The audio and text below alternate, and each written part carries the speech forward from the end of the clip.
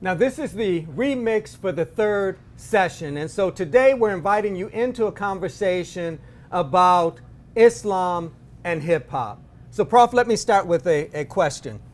There's no doubt that Sunni Islam, Nation of Islam, Five Percenters, all of these have had an influence on hip hop, but it seems dominated by Nation of Islam and 5% thinking. Why is that? Why those two as dominant? I think the first thing has to be the proximity. When you look at the 5% Nation and basically that whole movement being born out of New York, is basically its proximity to the culture that creates hip hop is unmistakable and has to be paid attention to.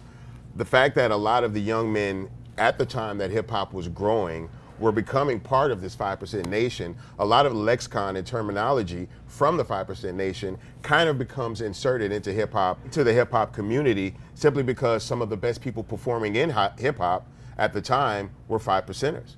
So, you know, you have the Eric B. and Rakims of the world, you have the Big Daddy Kanes of the world, people who are very, very influential in hip hop. And what they've done is bridge the gap between hip hop and Islam by showing that their everyday life consists of both, and that there's no conflict in interest by them practicing both hip hop and Islam. And this is a comforting philosophy for a lot of people and very easy for people to embrace. And I think that's got a lot to do with why it's so deeply ingratiated within the culture of hip hop.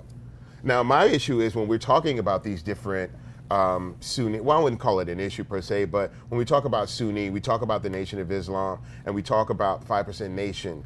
With the Quran being the core text, how strongly do these different sects of Islam adhere to the Quran per se? I know there's additional texts that 5% Nation uses as well. Does every sect have its own additional information in connection with the Quran that they use to express their faith? That's a brilliant question, Prof.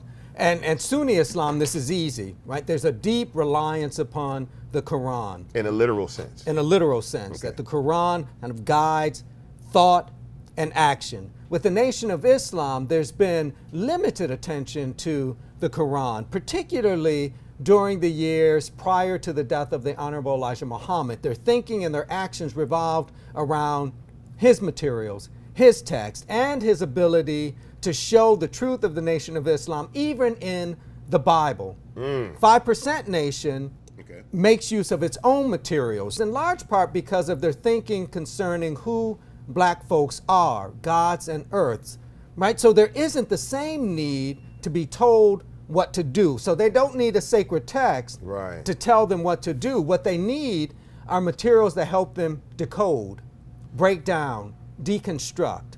But you can't really tell a God how to think and behave on a moral and ethical level.